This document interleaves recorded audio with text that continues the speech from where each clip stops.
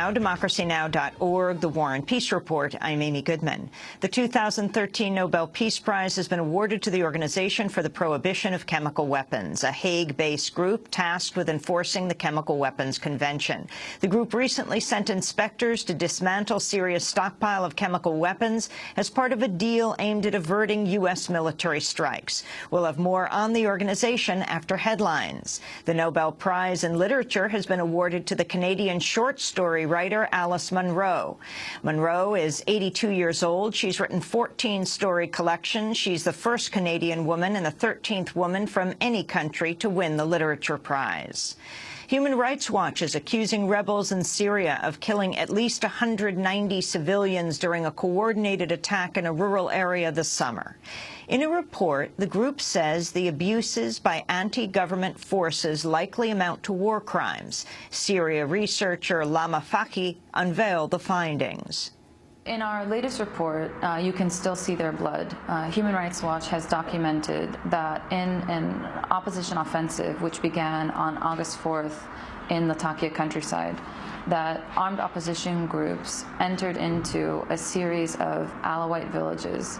And in the course of one day, we believe that they executed or killed civilians that were fleeing, in addition to holding at least 200 civilians hostage. Human Rights Watch is calling on the UN Security Council to refer the conflict in Syria to the International Criminal Court and to impose an arms embargo on any groups on both sides of the conflict found to have engaged in widespread or systematic abuses. President Obama and House Republicans failed to reach a deal Thursday to raise the nation's borrowing limit or to reopen the federal government. During talks at the White House, Republicans touted a plan to extend the debt ceiling for 6 weeks while they continue to push for deep cuts to Medicaid, Medicare, and other programs as part of budget negotiations. The White House has not said definitively whether it will accept the plan. Senate Republicans, meanwhile, are drafting their own proposal to reopen the government and temporarily raise the debt limit before the deadline on Thursday. After a separate meeting with Obama, Senate Majority Leader Harry Reid dismissed the idea of negotiating over budget cuts while the government remains partially shut down. Reid responded to a question from a reporter.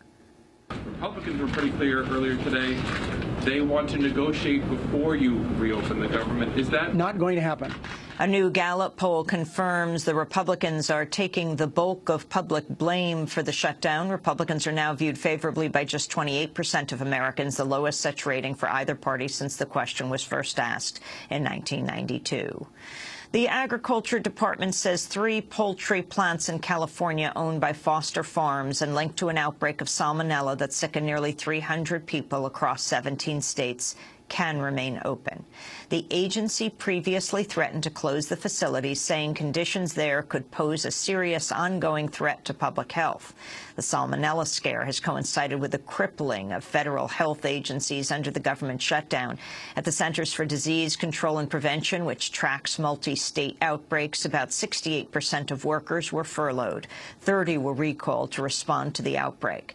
At the Food and Drug Administration, which provides food inspections, about 45% of staff are furloughed.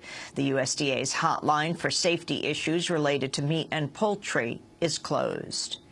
In Japan, radiation levels in seawater around a damaged reactor at the Fukushima Daiichi nuclear plant have hit their highest level in 2 years. The plant's operator said contaminated soil was displaced by pressure as workers pumped chemicals into the ground in an attempt to harden it and prevent water from leaking into the ocean. On Wednesday, the operator said 6 workers were doused with radioactive water after an employee mistakenly detached a pipe connected to a water treatment system.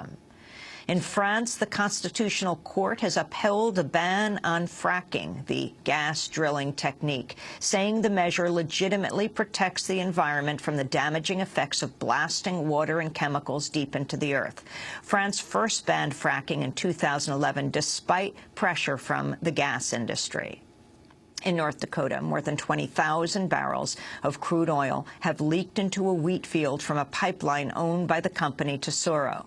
The leak covered about 7 acres of land the size of 7 football fields. It was roughly 4 times the size of the ExxonMobil pipeline leak in Mayflower, Arkansas in March. A farmer found the leak September 29th, but North Dakota Governor Jack Dalrymple said he was only told about it Wednesday night because its size had been underestimated.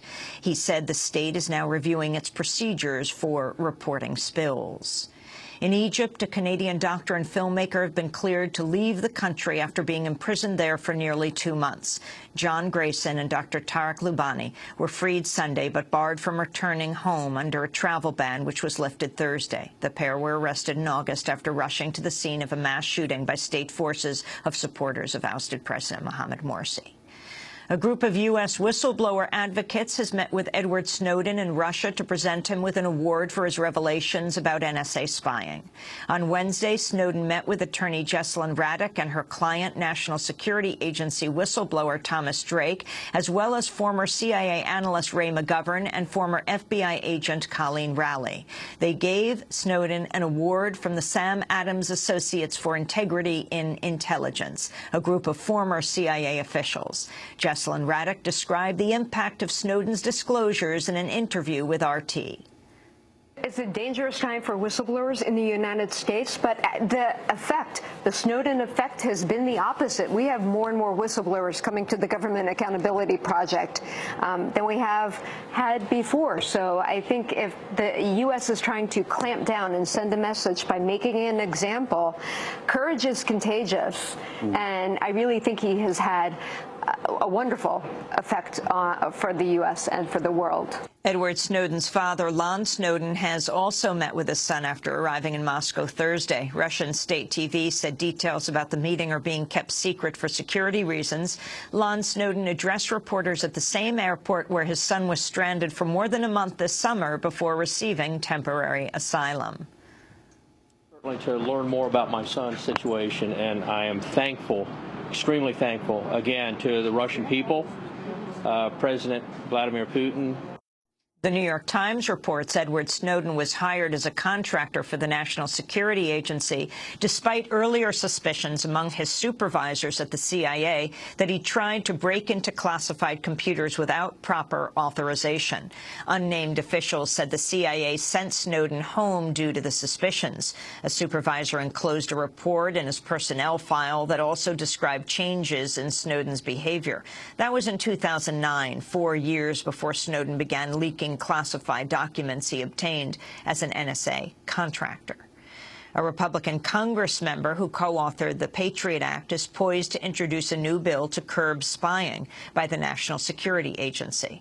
Congressmember Jim Sensenbrenner helped expand the spying powers of U.S. intelligence agencies under President George W. Bush, but he now says the programs have gone too far and that it's time to, quote, put their metadata program out of business. The Guardian reports, among other measures, his bill would limit the collection of phone records to terrorism suspects and allow companies to say how many government requests for user data they receive.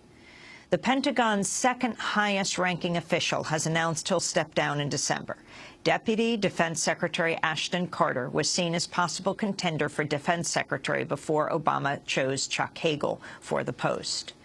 And a new survey shows most Americans who attempted to sign up for health insurance through new exchanges under the Affordable Care Act were unable to do so last week, as the websites were beset with technical issues. The poll released by the Associated Press and the research firm GfK found 73% of people who attempted to enroll in the exchanges experienced problems. 65% were unable to sign up.